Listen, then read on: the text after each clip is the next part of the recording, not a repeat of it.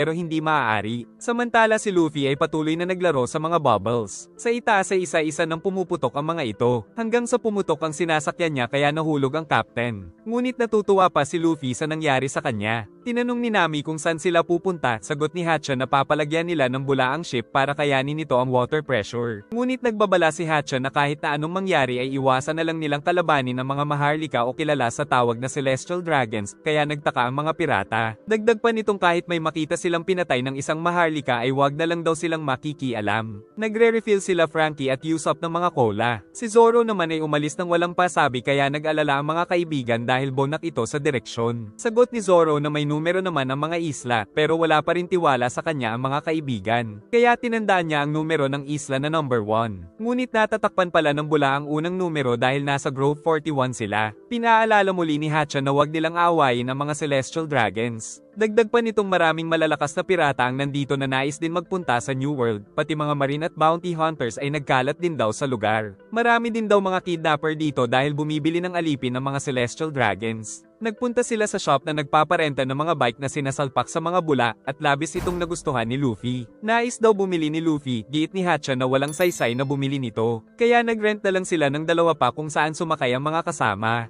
Sinabi ni Hatcha na dito lang nila magagamit ang bubble bike kaya naman nagrent lang sila. Pero gusto pa rin bumili ni Luffy, sinabi ni Nami na paputok daw ang bula sa labas ng Sabaody. Kalaunan ay nakakita sila ng mga food souvenir na nagtatagal daw ng 3 buwan pero agad nilang nilantakan. Nakita din nila ang napakaraming hotel na isa rin palang bula na nilagyan lang ng pintura. Napansin ni Nami ang shopping mall sa dulo. Samantala bumili ng napakarami sila Luffy. Kaya mungkahin ni Hatcha na ipabalot na rin nila ito sa bula. Dahil dito ay hindi na kailangang magbuhat ni Luffy. Saka nagpatuloy na sila sa paglalakbay patungo sa Grove 13. Napansin nila Nami na hindi sumama si Kami sa kanila patungong shopping mall, kaya naisip nilang may masamang karanasan ito sa lugar. Samantala nagkarera naman sila Luffy at Hatchan sakay ng bubble bike. Isang alipin ng balisa, tapos nabangga pa ito ng babae. Kaya banihag niya ito at sinabing tanggalin nila ang nasa leeg para makauwi na siya. Humihingi ito ng tulong pero natatakot ang mga tao at susuko na daw siya sa New World dahil meron daw siyang anak at asawa. Dumating sila Luffy kaya pinaliwanag ni Hatcha na ito ay biktima ng mga kidnapper na ibinente sa Celestial Dragons para gawing alipin.